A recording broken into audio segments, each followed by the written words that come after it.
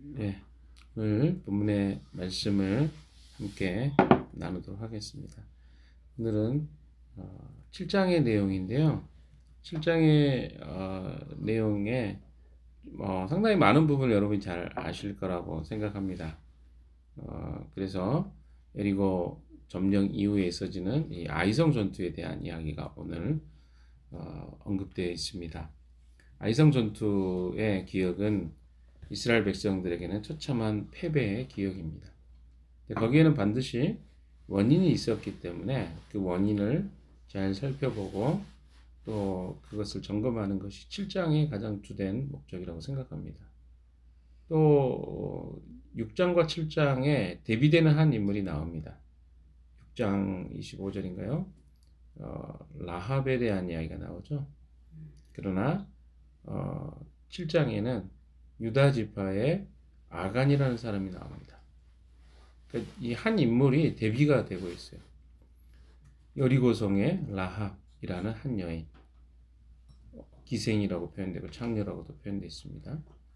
그러나 유다 지파의 예수님이 오시는 그 계보의 그 사람이었거든요. 근데 그 사람이 이스라엘 백성이었습니다. 근데 그가 멸망을 받습니다. 대비되는 점이 분명히 있죠. 그 점들을 오늘 좀 살펴보도록 하겠습니다. 여리고성 점령 이후에 아이성 전투의 첫 번째 시작을 7장 1절에 보시면 이스라엘 자손이 전멸시켜서 주님께 바쳐야 될 물건을 잘못 다루었다. 이렇게 표현되고 있습니다. 그러니까 바쳐야 할 물건이라는 개념이 좀 나옵니다. 바치다라는 이 말의 의미를 좀 살펴볼 필요가 있습니다. 6장 17절 18절 한번 볼까요? 17절 18절 같이 한번 읽어보겠습니다. 시작. 이 성과 이 안에 있는 모든 것을 전멸시켜서 그것을 주님께 제물로 바쳐라. 그러나 창녀 라합과 그 여인의 집에 있는 사람 모두 살려주어라. 그 여인은 우리가 보낸 정탐꾼들을 숨겨주었다. 너희는 전멸시켜서 바치는 제물에 손을 댔다가 스스로 파멸당하는 일이 없도록 주의하라. 너희가 전멸시켜서 바치는 그 제물을 가지면 이스라엘 지는 너희 때문에 전멸할 것이다. 자, 전멸이라는 표현이 계속 나옵니다. 그래서 이스라엘 자손이 전멸시켜서 주님께 바쳐야 되는 물건을 잘못 다루었다고 7장 1절에 언급하고 있는 것처럼 바치다라는 의미가 뭔가? 바치다라는 말은 즉 죽어야 하는 제물을 이야기합니다. 근데 그 제물에 손을 댄다면 죽어야 되는 제물 대신에 파멸당하는 일이 발생한다라는 것도 경고를 이미 주셨습니다. 주님께서 6장에 이미 경고하셨어요. 파멸시켜야 되는 것은 죽어야 되는 제물이었어요. 자, 그 이야기를 생각해보면 이게 무슨 뜻일까? 죽어야 하는 이유가 뭘까요? 죄의 대가는 반드시 지불되는 것이 성경의 일관된 이야기입니다. 성경에서는 계속해서 말하는 게 뭐냐면 죄의 값은 사망입니다. 로마서에도 말하죠. 그래서 구약의 제사의 대부분의 내용이 무엇입니까? 죄의 전가입니다. 그러니까 이스라엘 백성들이 죄를 지었는데 대신해서 죽어야 될 존재들이 있었습니다. 양이나 염소나 소나 비둘기나 이런 것들이 다 전가돼서 죽임을 당한. 근데 그것을 먹는 게 아니라 어떻게 해요? 죽이는 거였어요. 죽어야만 어떻게 되는 거예요? 죄가 사함받는 그런 형태의 의식들이 이스라엘 백성들에게 쭉 의식들을 행했던 것이고 그들이 그것들을 알고 있었습니다. 그래서 죽어야 하는 이 이유가 이스라엘 공동체 가나안에 들어가서도 그들은 죽어지고 버려져야 될 철학과 가치와 그 신적 신앙들을 가지고 있었습니다. 이 가나안 땅에서는요 배울 게 하나도 없었다는 거예요. 그러니까 그들에게서는 철저하게 어때요? 하나님과 상관없는 가치, 철학, 삶의 내용들이 들어있는 거죠. 그것들이 더 상징하는 게 뭐냐면 바로 전멸시켜야 하는 것들입니다. 그러면 그것들을 어떻게 했어야 돼요? 취해서는 안 되는 것들이죠. 왜? 그 땅을 새롭게 하고 그 땅이 변화되기 위해서는 전멸시켜야 되는 것들을 전멸시켜야 했어요. 자, 우리가 이걸 좀 우리 쪽으로 가져와서 생각해 봅시다. 예수 그리스도의 복음을 우리가 믿고 그리스도인이 되고 났을 때 우리에게는 철저히 죽여야 되는 것들이 있었습니다. 그래서 주님이 우리에게 이야기하잖아요. 매일 십자가에 못 박아야 된다. 옛 과거와 옛 자아와 옛 습관들, 내가 그리스도를 알기 전에 알았던 경험했던 수많은 것들을 다 어떻게 해야 돼? 십자가에 못 박으라고 해요. 죽이는 거예요. 그러니까 내가 예수를 알기 전에 알았던 것들을 진멸시키지 않고 성결하게 하지 않으면 내가 그리스도의 능력을 덧입을 수 없는 것이죠. 오늘 본문의 이야기가 사실 상당히 연관되어 있습니다. 그리스도인의 삶과 이 아이성 전투의 내용은 연관성이 없다고 할 수 없습니다. 그래서 전멸시켜야 될 것들을 그들이 전멸하지 않았던 이유가 어떤 결과로 그들의 삶에 나타나게 되는지가 오늘 본문의 요지라고 할 수 있겠습니다. 자, 그런데 전멸시켜야 될 그 주님께 바쳐야 될 물건을 잘못 다루었기 때문에 유다 지파 사람, 여기 이름이 나오죠. 세라의 증손, 삽디의 손자, 갈미의 아들 아간이 전멸시켜서 주님께 바쳐야 될 물건을 가져갔기 때문에 유다 지파 사람이지만 그가 주님께서 전멸시키라고 한 것을 가져갔기 때문에 주님께서 이스라엘 자손에게 진노하셨다라는 것을 먼저 시작합니다. 그러니까 이 여호수아서를 기록하고 있는 저자가 중점적으로 이야기하고 있는 게 무엇입니까? 이유 없이 어떤 문제와 하나님의 진노가 임하지 않았다는 것입니다. 하나님은 그것을 이미 경고도 하셨고 이스라엘 백성들이 그것을 무시했기 때문에 지금 이 심판이 임했다는 것을 명확하게 설명해 주고 싶었던 것이죠. 2절부터가 바로 오늘 본문의 내용인 아이성 전투가 나옵니다. 아이라는 성이 있습니다. 베델 동쪽에 또 베나엔 곁에 있는 아이성으로 여호수아가 사람을 보냅니다. 아이성 전투에 보시면 좀 차이가 있어요. 여리고성과. 여리고성에서는요, 철저하게 어떻습니까? 하나님의 음성을 듣는 이야기가 나옵니다. 근데 여기에는 어디에도 그런 이야기가 안 나옵니다. 아이성 전투에 여호수아가 묻지 않아요. 그런 이야기가 없어요. 사람들을 보내는 건 똑같습니다. 정탐하는 것은 같아요. 그러나 하나님의 지시를 받고 그대로 행했다는 이야기가 하나도 나오지 않습니다. 그래서 3절도 보세요. 그들이 여호수아에게 돌아와서 이렇게 말했습니다. 모든 백성을 다 올라가게 할 필요가 없습니다. 그들의 보고를 보십시오. 어디에 믿음의 보고가 있습니까? 2,000명이나 3,000명만 올라가도 아이성을 칠 수 있습니다. 모든 백성이 그것을 치느라고 다 수고할 필요가 없을 것 같습니다. 성 안에 있는 사람들의 수가 얼마 되지 않습니다. 그러니까 성 안에 있는 사람의 수가 얼마 되지 않기 때문에 이 전투는 가볍습니다. 쉽습니다. 이런 보고인 거죠. 여리고성에 이야기했던 내용과 너무 딴판입니다. 여리고성에서 이야기했던 이야기는 무엇입니까? 이 싸움은 전쟁의 전술이나 병기나 병력의 수와 상관이 없다는 이야기를 쭉 했었습니다. 그런데 7장에 와서는 갑자기 이 전멸시켜야 될 것을 전멸하지 않은 결과 그 가나안 땅에 있는 가치와 생각과 철학이 그들에게 전이가 된 거죠. 세상의 가치는 무엇입니까? 숫자와 힘과 그리고 어떻습니까? 전술과 전략과 무기가 많아야 이길 수 있다고 생각하는 관점입니다. 여리고성을 그들이 전략과 전술과 힘과 무기로 무너뜨린 것이 아니었음에도 불구하고 그 잠깐 사이에 그들은 승리에 취해버렸습니다. 그리고 이런 고백들을 하고 있는 것이죠. 다 올라갈 필요가 없습니다. 성 안에는 사람이 수가 얼마 되지 않습니다. 이것은 잘못된 이야기입니다. 그러니까 이게 참 우리에게 너무 쉽게 올라오는 생각이죠. 숫자로 보고 그리고 능력으로 보고 우리가 얼마나 많은가로 이길 수 있다고 생각하는 이런 생각이 우리에게 너무나 많이 왔다 갔다 합니다. 바로 아이성의 전투에도 그런 일이 발생한 것이죠. 4절 같이 읽어볼까요? 시작. 백성 가운데서 약 3,000명이 그리로 올라갔다. 그러나 그러나 그는 도리어 아이성 사람에게 패하여 도망쳐 왔다. 자, 백성 가운데서 약 3,000명이 그리로 올라갔습니다. 얕본 거죠. 여리고성에서는 뭐 전투하는 모든 인원이 참여했잖아요. 여기서는 3,000명만 가면 되겠다 해가지고 그대로 보고대로 했어요. 보고는 보고를 받은 대로 했기 때문에 문제가 없는 것이죠. 그러나 그들은 아이성 사람들에게 패했습니다. 5절에 보시면 36명쯤 죽었어요. 그리고 백성이 사기가 뚝 떨어졌죠. 이렇게 작은 성을 우리가 못 친다고? 뭐 이런 느낌이 든 것 같아요. 그래서 여호수아가 반응을 합니다. 6절에 보십시오. 여호수아는 슬퍼하면서 옷을 찢고 주님의 궤 앞에서 얼굴을 땅에 대고 저녁까지 있었습니다. 그러니까 하루 종일 아침부터 저녁까지 어떻게 운 거예요. 주님 앞에.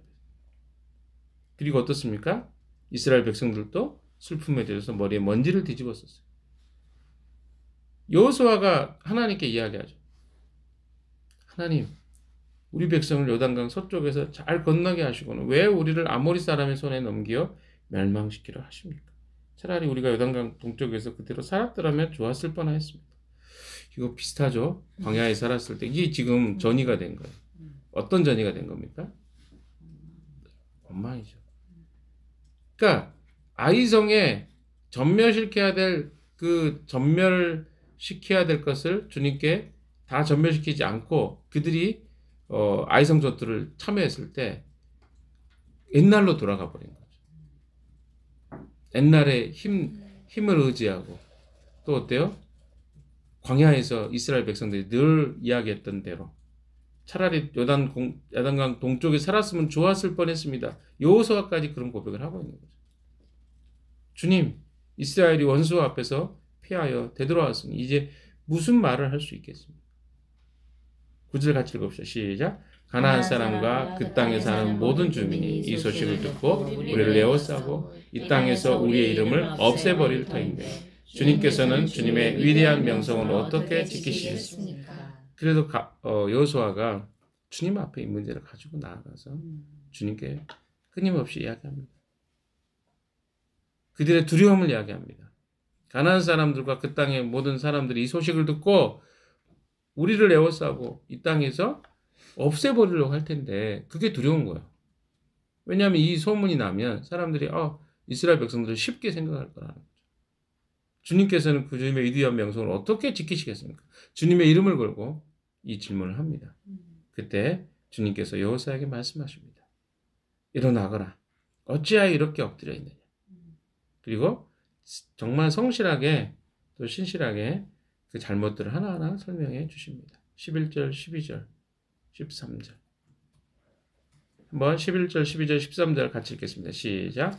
이스라엘이 죄를 지었다. 나와 맺은 언약 지키라고 명령한 그 언약을 그들이 어겼고 전멸시켜서 나 주에게 바쳐야 될 물건을 도적질하게 가져갔으며 또한 거짓말하면서 그 물건을 자기들의 재산으로 만들었다. 그래서 이스라엘 자손은 원수를 대적할 수 없었고 원수 앞에서 패하여 물러섰다. 그들이 자칭하여 저주를 붙들려 들여서 그들 스스로가 전멸시켜야 할 물건이 되었기 때문이다. 너희들 가운데서 전멸시켜 나 주에게 바쳐야 될 물건을 없애지 아니하면 내가 다시는 너희와 함께 있지 않겠다.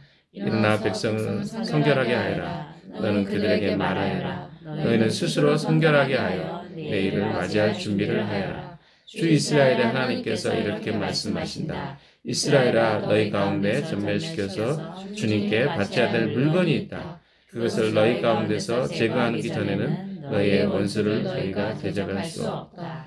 우리가 여기서 오해하지 마셔야 됩니다. 어떤 오해입니까? 주님이 어떤 물건을, 주님이 차지할 물건을 누군가가 빼앗아 갔기 때문에, 아간이 그것을 빼앗아 갔기 때문에 욕심 많은 하나님이 그것 챙기려고 지금 이스라엘 백성들에게 화를 부린다거나 분노하거나 이런 차원으로 이해하시면 굉장히 잘못 보는 거예요. 지금 하나님은 여기서 강조하고 있는 건 무엇입니까? 하나님 말씀하신 것에 불순종한 거예요. 왜? 진멸하라고 이야기한 것들을 그들이 진멸하지 않았어요. 그것이 핵심입니다. 전멸시켜라고 이야기했는데 그것을 도둑질해서 누군가가 그 이스라엘 백성 전체 중에서 누군가가 거짓말하면서 자신의 물건으로 재산을 만들어 버린 거죠. 하나님이 이스라엘 백성들이 가나안 땅에 들어갔을 때 가장 두려워했던 내용이 이것입니다. 이스라엘 백성들이 어때요? 가나안 땅에서 가나안 백성들의 사고와 가치와 그들이 가지고 있는 문화를 자기들의 문화로 가져갈 것이 가장 두려웠어요. 이스라엘 백성들은 온전히 하나님만을 주인으로 섬겨야 될 백성인데 그들의 눈에 유혹거리가 많았습니다. 그런데 이스라엘 백성들 중에 그것도 유다 지파의 사람이 어떻게 한 거예요? 그 일을 행한 거예요. 그래서 주님이 이스라엘 백성들에게 요구하는 것은 이것입니다. 13절 이야기하는 것처럼 백성을 성결하게 하여라. 너는 그들에게 말하여라. 너희는 스스로 성결하라. 그러니까 뭐예요? 성결하게 하는 것이 이스라엘 백성들이 영적인 전투와 이 영적인 싸움에서 승리하는 비결이었습니다. 이것은 오늘날 우리에게도 굉장히 시사하는 바가 큽니다. 그러니까 우리의 싸움은요, 우리가 얼마나 똑똑하게 정신을 차리고 어떻게 살 것인가 이런 문제일 수도 있겠지만 더 큰 부분은 하나님 앞에서 어때요? 성결을 유지하는 거예요. 그러니까 우리가 하나님과 끊임없이 연결돼 있고 주님과 교제하는 것이 바로 성결을 유지하는 방법입니다. 왜? 우리가 주님 앞에 나아가면 우리는 성결하지 않고는 주님을 만날 수가 없기 때문에 그래요. 만약에 성결하지 않으면 우리는 어떤 상태를 유지하게 됩니까? 세상의 가치와 철학과 우리의 자아와 습관에 의해서 삶을 살게 됩니다. 그래서 우리가 끊임없이 어떻게 하는 거예요? 주님 앞에 나아가는 것을 애쓰고 노력하고 성결하도록 그 싸움을 하는 것이죠. 그럴 때만이 하나님 백성답게 이 땅에서 그리스도의 백성의 삶을 살아갈 수 있는 것입니다. 우리가 실패하는 이유는 성결을 놓쳤기 때문이에요. 스스로 성결케 하라고 주님 말씀하십니다. 성결하다는 것은 하나님 앞에 우리가 서 있는 거예요. 우리 자신을 점검하는 것이죠.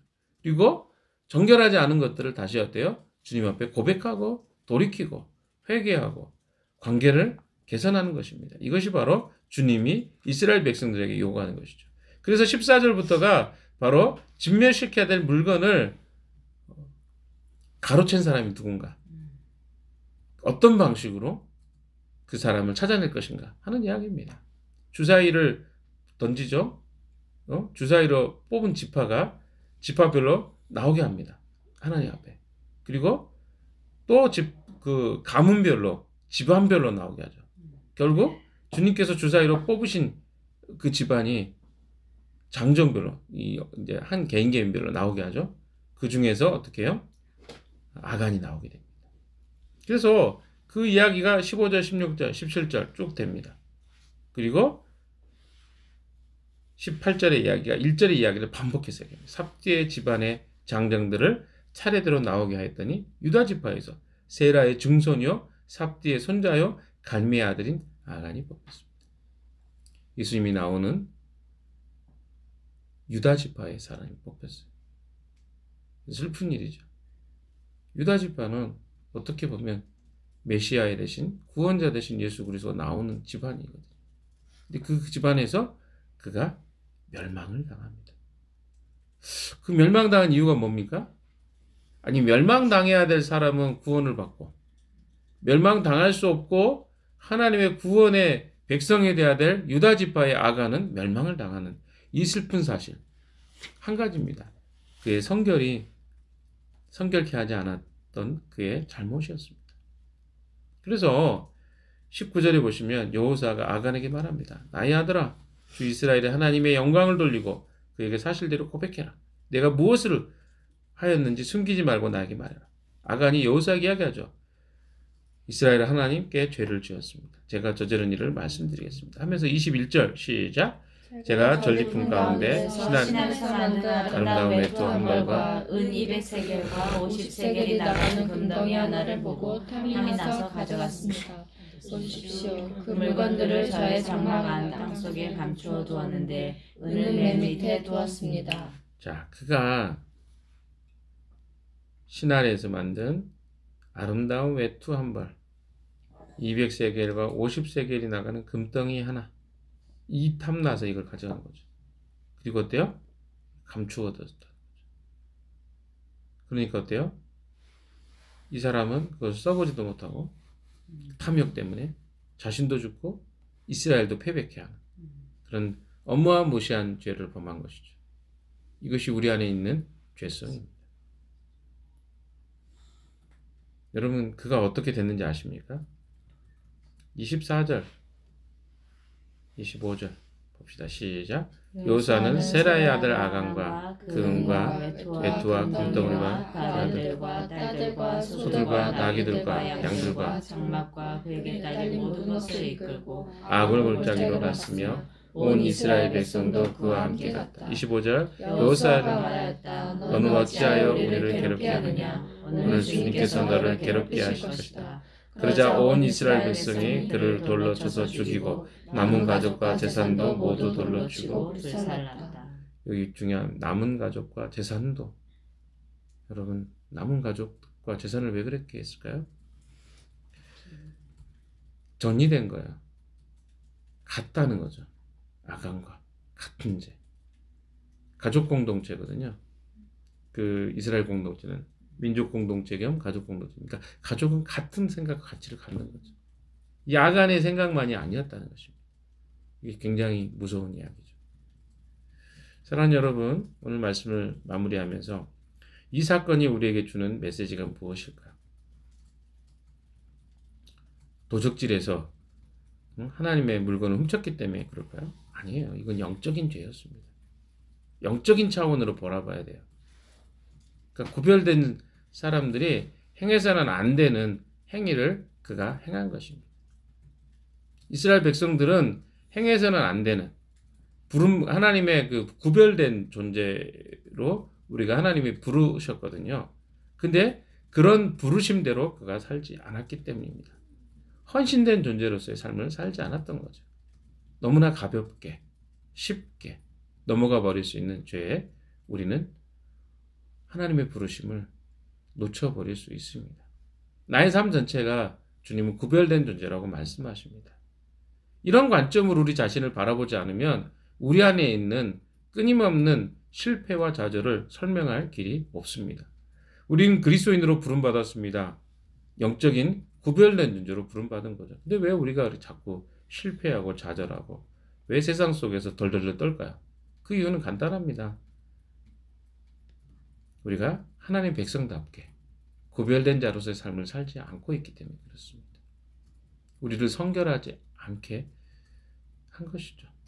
주님의 백성으로 우리가 구분되고 교회로서 구분돼야 될 사람들이 세상과 똑같은 방식으로 가치를 가지고 그들처럼 살아갈 때 우리는 세상과 별다른 차이가 없어요. 오히려 더 불쌍한 거죠. 세상 사람들은 자기들 하고 싶은 대로 하는데 교회와 그리스도인들은 오히려 주님의 말씀도 따르지 않고 세상의 가치를 따르고 살아간다면 세상에서 자유도 못하면서 그리스도인으로 누릴 수 있는 자유도 못 누리는 것이죠.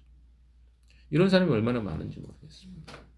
사랑하는 여러분, 우리의 오늘의 삶이 바로 아간의 이야기가 교훈이 됐으면 좋겠습니다. 아간은 예수 그리스도를 십자가에 2번 못 박은 것 같은 그런 잘못과 범죄를 행했던 것입니다. 예수 그리스도의 삶의 가치와 또 그의 믿음에 기반해서 삶을 살지 않는다면 오늘 우리도 아간의 모습이 나타날 수 있다는 사실을 기억하십시오. 아이성 전투의 이야기가 우리의 이야기가 될 수 있습니다. 우리는 특별한 공동체로 부름받았습니다. 하나님에 의해서 받아들여진 공동체예요. 그래서 공동체 한 사람 한 사람이 하는 일들이 바로 우리에게 영향을 줄 수 있습니다. 그래서 여러분 옆에 있는 지체도 관심을 가져야 돼요. 왜? 그들의 이야기가 곧 나의 이야기가 될 수 있기 때문에 그렇습니다. 오늘도 이 말씀을 기억하고 믿음으로 아간의 일이 우리의 일이 되지 않고 스스로를 성결케 하시는 여러분 되시기를 주님의 이름으로 축원합니다. 기도합시다.